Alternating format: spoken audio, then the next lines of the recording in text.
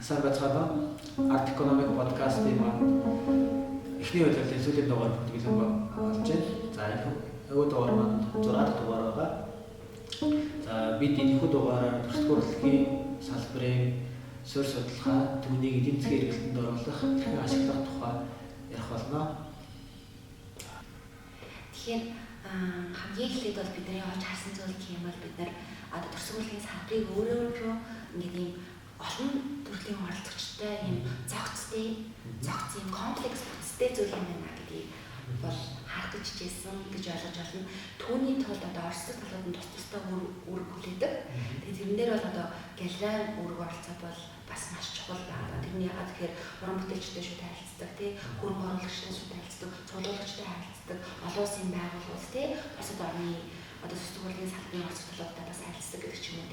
Тэгэхээр энэ бүх оролцох талуудтай хамгийн түрүүнд харилцдаг энэ галерей нь өөрөө тэр процесс нь хөгжлийн процесс нь ямар төвшөнд явагдах ёстой болоо гэдэг тухай хайлт эхлээд эхний хэлжин эхний хэсэг дээр бүгдээ багцлаад яриа гэж бодож байна.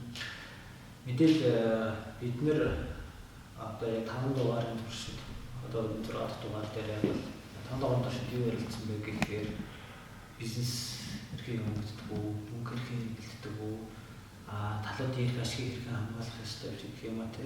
Ингээд яриад явгонгууд яг төгсгөл нь ханаа очиж ийн гингүүд за уран бүтээлчт нь байх юм байна, цуглуулагчт нь байх юм байна. Энд юу гэдгийг худалдаа авагч талууд маань байх юм байна. Худалдаа авагч талууд нэрлэж байгаа нэг зөвхөн цуглуулагчдыг үгүй сонирхогч үзэгчдийг аяг болон төлөв хамарч байгаа. Ингэнгүүт за тэгвэл яг энэ системийг чинь цогцоор хин удирдах юм бэ? Эсвэл яг удирдах юм уу гэх юм яг удирдах гэхээс илүү өдөртмийн үйл ажиллагааг хин авч явах юм бэ гэдэг суур нэг юм ойлголт руу гарч ирж байгаа л да. Юуникээ ойлголтоор бол нэг хараачлагч хин гэдэг шиг тийм. Тэгэхээр яг энэ бүхний нэг ингээд ажлыг хийх хүн нь галерей болчихж байгаа байхгүй. Бангац галерей гэж томьёолоод байхаас илүүтэйгээр энд чинь нэг алин төлөвлөлтийн үүрэг оролцоо. Арт дилерүүдийн маань үүрэг оролцоо. Тэгээд менеж хийж байгаа хүмүүс сүүлийн үед идэх дугаард ярьлаа урлаг судлаач нар ажиллахгүй байна ч гэх юм те. Яг төрөлхтөн урлагт зөвхөн ингээд нэг юу хийгээд байгаа хүмүүс, цуглуулдаг байгаа хүмүүс, зураад байгаа хүмүүс гэхээс илүүтэйгээр дахиад энэ дунд нэг урлаг судлалаар сурсан хүмүүс маань яах юм, арт менежерээр сурсан хүмүүс маань яах юм, энэ хүмүүс маань ажлын байрны юу гэх юм уу. За тэгээд бусад хүмүүстэйгээ бусад оролцох талуудтайгаа ярилцаад ихсэнгүүт эндээс нэг энэ хүмүүсийн ажлын байрыг яах юм, боловсон хүчин дотор гэж гэх юм уу тий. Тэгвэл энэ хүмүүсийг хуучин цаг шинээр ингээд усын сүс гадаад хангах боломжгүй учраас энэ хүмүүсийг ажлын байраар хангах шаардлага гарч ирсэн. Төрөлхтөн урлагийн бүтээлийн үнэлгээг өсгөхийн тулд төрөлхтөн урлагийн салбарын үнцнийг өсгөхийн тулд олон төрлийн мэргэжилтнүүд хэрэгтэй болсон тийм. Тэгэхээр суурь систем маань галерей гээд байгаа нэг суурь байгууллага маань энэ олон хүмүүсийг ажлын байртай болгох, тэр цуглуулагчдын бүтээлийн үн цэнийг хадгалах, үзэгч олон нийтийг сайн бүтээлээр хангах, гадны үзэсгэлэнгүүдэд болон бинал терминалуудад тогтмол хамрагдуулах гэдэг энэ нэг өдөр тутмын процессыг хангахын тулд яаж ажиллах уу гэдгийг л хэлэх гээд байгаа санаа л таа. Системийн асуудал болж ирж байна шүү дээ. Тэгээд тэрэн дээр галерей холбооны зүгээс юу санал болгож байгаа? Галерей холбооны зүгээс бол хамгийн их нь бидний хувьд бол мэдээлэлээр хангах гэж байгаа. Эрх зүйн хувьд ийм боломжууд байгаа, оюуны өмчийн хувьд ийм боломжууд байгаа, цуглуулагчдын хувьд ийм нөхцөл байдал боломжууд чинь цуглуулагчтай мэдээлжүүлэх, мэдлэгжүүлэх гэж асар чухал зүйл. Тэгэнгүүт нөгөө нэг экосистем гэх систем маань ингэж ажилладаг шүү гэдэг ойлголтоо уран бүтээлчдэд өгөх гэж асар чухал ойлголтууд байна. За дээр нь гадны бинал терминал, арт фэйр, экспонууд руу оролцооч гэдэг мэдээллүүдийг уран бүтээлчдэд болон бусад галерейчдэд өгөх нь өөрөө галерей холбооны хамгийн том амбишн буюу хамгийн том их байгаа. Нөгөө талаар мэдээж юу гэдэг төрсгөлийн бүтээлийг дан ганц бүтээлийг их хуваар нь зараад байх тухай биш. Одоо олон төрөл хэлбэрээр зарах энэ нөгөө чиглэл рүү оруулахгүй бол зөвхөн их хуваар нь зөвхөн ингээд оригинал бүтээл зарах гад хүлээгээд байх юм бол бусад худалдаа авах хүчтэй яах юм тий. Одоо дундаж худалдаа авах хүчтэй буюу цогцолгогч биш зүгээр л өөрийнхөө сонирхол хобби тий өөрийнхөө таашааж байгаа бүтээлийг хөдөлж авах гэдэг хүмүүс нь яах юм. Энэ чиглэл рүү явах гэж байгаа галерейнууд байна уу тий. Одоо манай зарим зурагч нар тагва хандаад байдаг наач яхтай салхины зурагч гэдэг. Гэтэл өчтөр нөгөө талд маань зах зээлээр бодох юм дээр салхины бүтээлийг чинь хүлээж авдаг сонирхдаг. Иконын зорилготой бүтээлийг хүлээж авдаг зах зээл байна. Энэ зах зээл төрөлж юу их юм. Нөгөө талаас сүүлийн үед ингээд дижитал арт тий контемпорари урлагуудын хөгжөөд ирэхээр шинэ төрлийн бүтээл гарч ирж байна. Энэ бүтээлийг таашаадаг үзэгчдэд яах юм. Галерейн дайлбар танаар төрөлж очиж үзэгчдийнхээ ингээд олон төрлөөр бүтээл үзэх боломжууд хангаач. Энэ үүнийг дагаад нөгөө нэг галерейн дүн салбарлаж хөгжих боломжууд байна. Нөгөө яг улс төр студид эдийн засгийн план хэлтгэр солонгох боломж байна тийм. Дахиад нөгөө талдаа галерейнууд дан ганц бүтээл зарж болоо олдог биш. Тухайн нөгөө урлагийн бүтээлийг хадгалж хамгаалах, архивлах, ном тохиомол гаргах, тий дээр нь нэмээд юу хийх ажлууд маань чухал байгаа юм л да. Limited edition их merchandise болгох, тий тэгээд дуудлага худалдаагаа хийх, дийлрүүдийнхээ зарсан борлуулсан бүтээлүүдийг тэмдэглэж үлдэх, зах зээлийнхээ хэмжээ хязгаарыг тодорхойлох, сойр судлах, тий хоёр дахь зах зээл рүү орох, хоёр дахь зах зээл рүү орохын өмнө дахиад сойр судалгаагаа хийж авах гэдэг юм уу тий. Тэгээд энэ салбар руу орж ирэх гэж байгаа хувийн компаниудыг чадваржуулах, тэднэртэй мэдээлэл өгөх, яг мэдээ засгийн газар ч юм уу соёлын яам шиг чадваржуулах тийм хэмжээний нөгөө эдийн засгийн боломж байхгүй боловч судалгааныхаа мэдээллийг хуваалцах энэ төрлийн юм шиг бас галерей байгаа гэсэн. Тэгэнгүүт одоо жишээнд чип дээр яг нөгөө юм хийлж байгаа нюанс тарж байгаа гэх юм уу тарж байгаа зүйл бол ингээд энэ салбар дээр ингээд хувийн компаниуд бизнес их боломжуудыг гаргаж байгаа тийм. Сонгоолтой Стефан өөрөө бас энэ салбар дээр олон төрлийн бүтээгдэхүүн гаргах, үйлчлэл гаргах тийм. Бүтээлчдийг болон борлог сонирхогчдыг холбох, тэндээс бизнесийн мэдээллүүдийг хөгжүүлэх юм чиглэлд явж байгаа. Хий чинь сонгоод степийн хувьд гэх юм бол хамгийн их суурь судалгаанд юм ажиллая. Тийм үндсэн оролцож хараад байгаа бүгдээ ойлгоё. Тийм зах зээлийнхаа үндсэн динамикийг ойлгоё гэсэн үндсэн дээр байхгүй. Үндсэн суурь сайн судалгаа байх юм бол бусалтыг бол төрөл бүрээр хийх боломжтой. Уялдаа холбоог гаргах бүрэн боломжтой. Үндсэн анхдагч суурь зах зээлийн судалгаа хийгдээгүй гэдэг нь бол нөгөө салбарын оролцогч талууд бол бүгд хүлээмжшүүлж байгаа. Ямар ч хүлээмжшүүлж байгаа галерейн холбоо, галерейнууд, тийм цуглуулагч нар, уран бүтээлч нар бүгдээрээ таал 5 тишээ 6 тишээ хацуугаад тэгээд судалгаа байх байна гэдэг төвшөнд байгаа байхгүй юу. Тэгэхээр болохоор эхний ээлжинд бол миний хамгийн энэ тэрхүүнд тийм энэ одоо төрсөн улсын салбарын системийн бүрдүүлэлтийг хийх, угсралтыг хийхэд бол хамгийн түрүүнд маш сайн суурь судалгаа хийх. Тэр нь болохоор нэг юм нэлийн өргөн төвшөндтэй participants болгоны оролцоо нь юу юм, агуулга нь юу юм, цараа нь юу юм, тэрний ингээд тэр хүмүүсийн ингээд зорж байгаа бүх зүйлс нь өөрчлөлтөө тэр ялгаа, тэр хоорондын уялдаа, тэр хүмүүсийн зорж байгаа зүйл болон олон улсын түвшинд явагдаж байгаа алхмуудтай хэрхэн холбогдож ажиллах системтэй гэсэн систем өсрэлтийг ер нь бол гаргах зорилготой байгаа. Түүн дээр үндэслээд болохоор миний хувьд гэх юм бол за оюуны эдийн засгийн холбоотой бүтээгдэхүүн хөгжүүлэлт одоо галерей болон уран бүтээл бос сонгуулагчтэй төрсөн урлагийн ямар нэгэн капиталтай хүн зүгт ямар бүтээгдэхүүн гаргах боломжтой вэ нэгдүгээр. За төрсөн урлагийн салбарын хувьд гэх юм бол онцлог гэх юм бол оюуны эдийн засгтай оюуны эдийн засгийн өөрөө нэг юм барьцгүй дүү хэцүүтэй ойлголт. Гэхдээ энийг яаж капиталжуулж тий хөрвүүлж тий economical concepts руу оруулах юм байна гэдэг.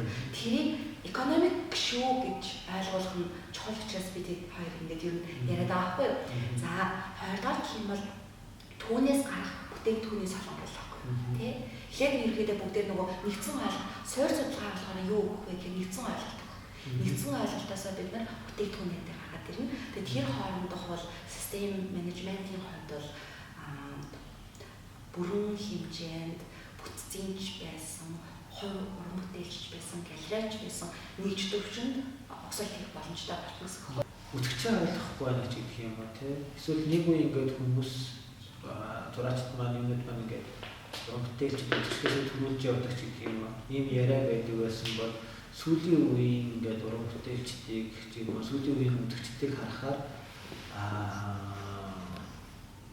уран бүтээлчдийн төрүүлж гэхээс илүүтэйгээр үтгэгчд маань төлөөд хүчтэй ч гэх юм ба тийм ийм яриа асар их болсон. Тэнд юу байгаа вэ гэхээр нөгөө суурь судалгаа байхгүйгээс болоод энд нөгөө нэг үтгэгчд маань төлөөд хүчтэй гэх юм ба тийм активийн үеийн жинзэн маань эсвэл одоо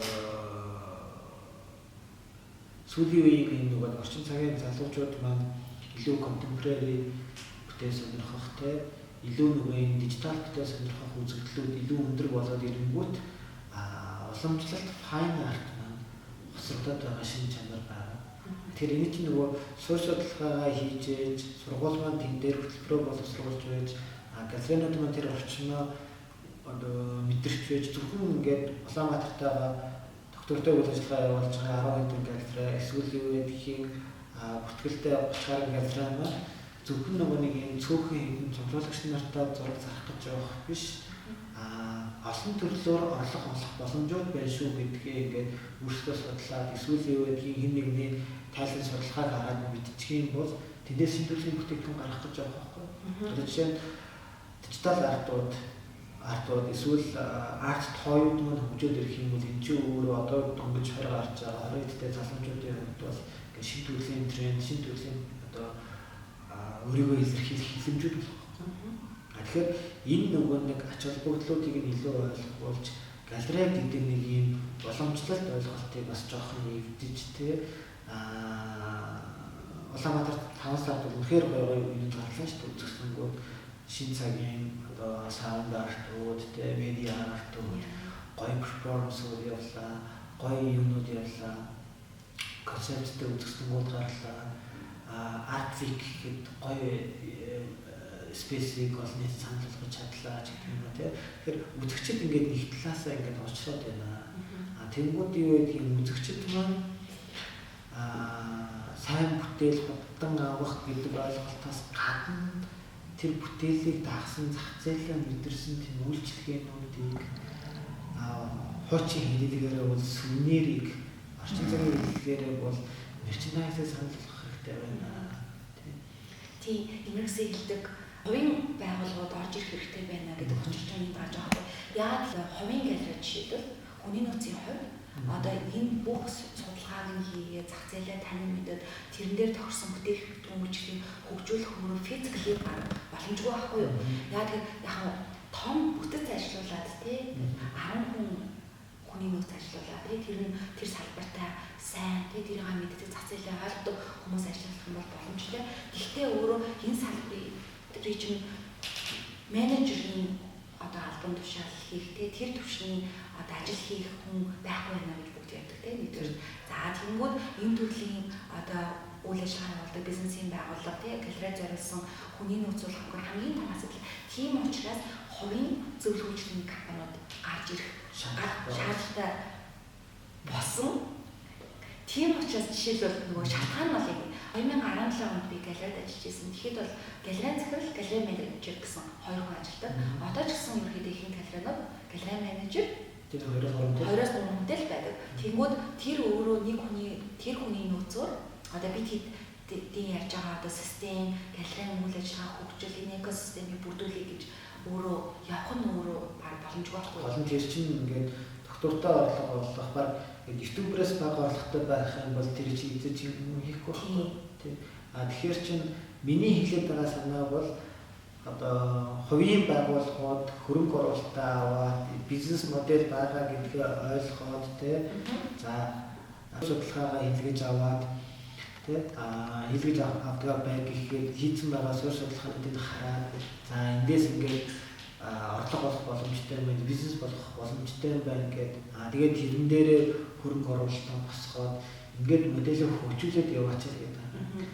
Яг ингээд нэг юм хуучны боломжлолт юугаар зөвхөн зураг зарах төдийгөр галерей бичгийг төсөөлөд байгаа ч гэж хэлээд байгаа санаа бол яг энэ дугаарыг гол санаа л дээ. Яа, орчин ч гэсэн өөр төвшөлтөж байгаа. Тэгээд зөвхөн ингээд юм галерей ханаас цаашаа тий the metaverse AR гэдэг юм уу тий street art эсвэл одоо бид нарын утсан дээр байгаа янз бүрийн digital arts тий NFT тий хэлбэрийн хувьд тий тэнгуудад тэр бүтээл нь өөрөө их хувиас гадна тий дөрвийн merchandise бүх төлөө одоо ашиглалт тий Ойны хэмжээ ашиглалтаа өөрөө маш олон төлөв төлж өгөх боломжтой. Тэгэхээр энэ дээр ингээ бүгдээрээ хамтарч ажиллацгаая. Тий видео контент хийх төрөл зөвшөөрлөө авах хэрэгтэй. Тэгэхээр яг суур судалгааны ач холбогдол гэнгүүт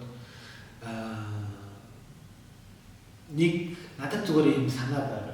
Санаа гэх юм одоо хийж байгаа ажлаасаа бодохоор нэг үе бодох юм бол одоо залуучууд олон нийт нэг юм юу байх болцсон. Төр заавал хийж өгөх хэрэгтэй. Гэх юм уу тий. Төр бодлохоор яаж дэмжих хэрэгтэй гэдэг юм уу.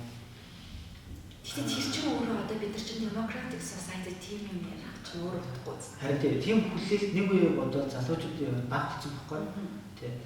Тэгэхээр нөгөө нэг ингээд энэ бизнес моделийг залуучуудад ойлгуулад өгчих юм бол тэр залуучууд маань өөрсдөө юугаа хараад, судалгаагаа хараад, ач холбогдлоод өгнээд тэндээс ингээд хөрөнгө оруулагчтайгаа мөнгөө яриад тий би танд тэдэн сарын тэдэн жилийн дотор тийм юу ч босгоо гэж чадна гэдэг юм тий.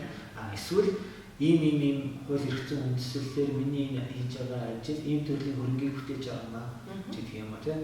Иймэрхүү нэг моделийн бизнес моделийн гэдгийг харчих юм бол зөвөрөө боломжтой болохгүй. Тэгэхээр яг бүгдээ канаас нь бэлдээд өгчээ гэж тий ярьж байгаа тийм яа.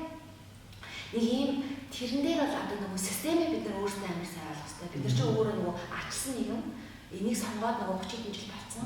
Төр бол бидний нэг ямар ч бизнесээс чөлөөтэй бид нар хинэж бүтээлэгдээ дэлгэрэнт авах галерей байгуулах бүх хэрэгчлэн байгаа.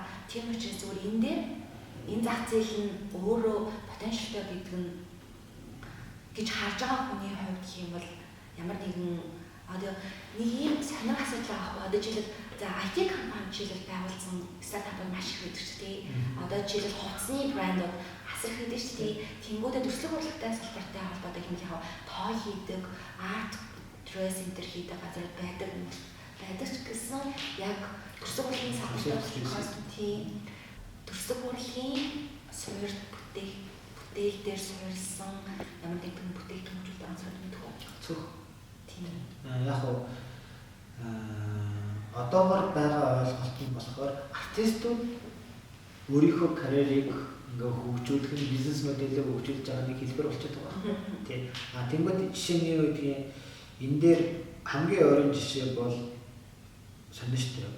Улаанбаатарт байгаа 30 хэдэн одоо бүртгэгдээ 30 тогтмол үйл ажиллагаа явуулж байгаа 10 хэдэн галерей бүгд таксгүй. Дээр нь нэмээ тэр галерейгаас гардаг ямар нэгэн мерчендайз байх. Тийм. Яг энэ битэрийн подкаст ямар нэгэн байдлаар нөгөө мерчендайзыг сурталчлаад байгаа зүйл хотоос биш. Мерчендайз гэдэг маань өөрөө оюуны өмчийг ашиглаж орлогын шинэ их усүртэй болгох боломжуудыг танд эвлэлхийлж гэсэн санааны хамгийн ихний илэрлэл нь мерчендайз болоод хамгийн ойлгомжтой. Гэтэл энэ мерчендайзыг чинь цаана өөрөө саяны чип дээр ярьдаг нөгөө нэг ашиглалтаа зарах, зураг түрээс дүүлэх тийм сүүлийн үед тийм оюуны өмчөд устан зарах эсвэл бүтээлээ limited edition болгож зарах энэ олон юмуд чинь байгаа шүү. Боломжууд чинь байгаа шүү. Энэ боломжуудыг чинь манай нийгэм ингээд нээлттэйгээр хүлээн зөвшөөрдөг болсон шүү. үзэгчид чинь хүлээж авахд бэлэн болж байгаа шүү. Тэ хууль хэрэгцээ орчин чинь тодорхой хэмжээнд сайжирсан шүү. Нөгөө талаас Монголын нийгэм бас өөрөө энэ арчилсан, хүний эрхийг эдэлсэн гэж байгаа боловч эрх зүйнхээ хувьд бас та өөрөө ямар ч төрлийн гэрээ хийсэн одоо таны эрх зөрчигдөхгүй бол ямар ч гэрээний хэлбэр нээлттэй болцсон. Энэ бүх боломжуудыг ашиглаж одоо байгаа уламжилт энэ нэг галерейн тухай ойлголтоо өөрчлөөч. Тэ мэдээж юу гэдгийг ойрын 1-2 жилдээ бид нэг ингээл метаверсээр юу үзэл тэ галерей үзэл ингэхгүй байхад гэхдээ бид нарт яг одоогоор юу гэдгийг Винсентийн бүтээлүүдийг юу болгоод том хэмжээний дэлгэцээр видео арт болгоод үзүүлэх энэ төр бол нээлттэй болсон байна. Винсентийн бүтээлүүдийг бид нар видео болгоод том юм хоол дотор дэлгэцэн дотор үзэх энэ чинь мэдээж технологийн хувьд хөгжөөл явж байгаа байна байхгүй. Тэгэхээр энэ төрлийн бүтээлүүд ч гэсэн хөгжих шаардлагатай. Энэ төрлийн галерейнууд ч гэсэн бий болох шаардлагатай. Энэ төрлийн галерей бий болгохын тулд том хэмжээний компаниуд хөрөнгө оруулах шаардлагатай. Энэ хөрөнгө оруулалтыг босгохын тулд яг энэ модельөө тайлбарлаж чаддаг, ойлгуулж чаддаг шаардлагатай байна. Гол хад сурсалгаа. Тэнгүүд одоо жишээлбэл ойлголтоосоо яагаад гарах хэрэгтэй вэ гэхээр жишээлбэл төвний хэлдэг Винсентийн том хэмжээний үзэсгэлэнээр бол эдгээр тэр үзэсгэлэн яагаад энэ тэмдэглэлийн олон орн гараад байна вэ гэхээр оюун өмч. Оюуны өмчтэй холбоотой эдийн засаг эргэлтэнд орж байгаа гэсэн. Хоёрдугаар технологи хөгжсөн учраас тэр хэмжээний том мажор үзэсгэлэн тэр улсын хотын иргэд үзэж байгаа байхгүй юу? Тэнгүүд манай үзэгч болохоор тийм зүйлс хүсэж байгаа. За тэнгүүд бид нар технологи ашиглаа гэж хөрөнгө оруулалт авах хэрэгтэй очиж байгаа байхгүй. Тэгэхээр энэ бол зөвхөн артист зураач эсвэл баримлалч тэгээ нэг галерей ажилладаг хүмүүсийн хооронд яригадаад хийдэг ажил биш. Маш олон талын оролцогч талууд хамтарч хийх хэрэгтэй ажил юм аа гэж харагдаж байгаа. Яг нөгөө талаас энэ чинь үзэгчдийн хувьд галерей менежер юм байж болох боловч яг хөрөнгө оруулагчийн хувьд аваад үзэх юм бол хөрөнгө оруулагчид юу болох шаардлагатай вэ гэвэл энэ зах зээл байна. Үзэгчд байна. Технологи байна. Буюу би мөнгөө тийшээ хийхэд тэнд эргэлт мөнгөний эргэлт үүсэх үү тийм. Гэхдээ миний мөнгө аюулгүй байх уу? Гэвэл миний мөнгөийг та нарыг юугаар баталгаажуулах гэж байна? Миний араас хөрөнгө оруулалтыг гингүүт энд оюун хэмж. Эрхцэн хувьд та энэ нөгөө нэг оруулсан хөрөнгө оруулсан бүтээлтэй оюуны хэмж эзэмших эсвэл тухайн оюуны хэмжийг ашиглах энэ боломж чинь нээлттэй байгаа буюу хууль хэрэгцээ орчин байна гэсэн үг. Тий. Аюу тийм төсөв урлаг гэхээр ер нь урлаг гэхээр заавал ингээд нэг юм үзэгчдийг гоё байлгах гал тий соён гэгэрэл гээл энэ нэг юм мэдээж тийм хүмүүст бодоод таашаалах ёстой хүмүүсийг байлгах ёстой. Гэхдээ энэ чинь тодорхой хэмжээнд энэ бүтээлийг хийж байгаа хүмүүс байгаа тодорхой хэмжээний бүтээлийг бүтээж байгаа оюун санаа байгаа үүнийг үнэлэх хэрэгтэй үүнийг бизнесийн эргэлтэнд оруулах шаардлагатай гэсэн. Тэгээ чи хэлдэг шүү дээ бизнес гэж таахгүй бол бас тухайн салбар хөгждөг тийм шүү дээ. Би жишээ нь ингээд одоо галерей салбарт 300 сая төгрөг оруулчаад тэгээд 300 хүүхдэд ном хэмэлж өгөх үү те 300 хүүхдэд цэцэрлэг барьж өгөх үү 300 саяар галерей байгуулах уу гэвэл яг одоогийн нөхцөл байдалтай бол хүмүүс цэцэрлэг барьж гэж ярих байхгүй. Гэтэл энд хэрвээ ингээд бизнесийн эргэлт байгаа энд ингээд таны хөрөнгө оруулсан мөнгө чинь хэдэн жилийн дараа гэхэд хэдэн төгрөг болно гэх юм бол энэ хүмүүс чинь илүү нөгөө нэг юутэйгээр оролцож эхлэх байхгүй. Ач холбогдолтой байгаа. Тэгээд нөгөө талаасаа би бишээ 300 сая төгрөгөөр хөрөнгө галерейд хөрөнгө оруулсан бол тэрийг ашигтай ажиллуулахын тулд галерей тухайн хөрөнгө оруулсан хүмүүсээс шаардж эхэлнэ. Өөрийнхөө хөрөнгийг хамгаалж эхэлнэ. Тэгэхээр эндээс чинь тэр процесстэй эргэлтүүлж үүсч эхлэх байхгүй.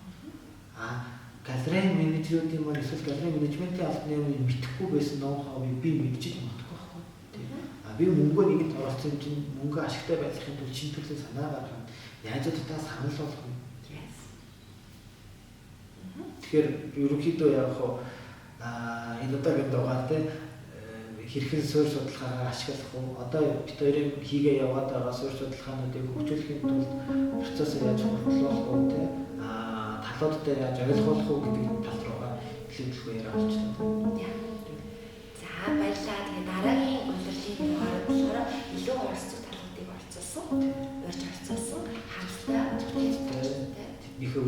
сургалтыг сонссон тийм байх болно. Баярлалаа. За баярлалаа.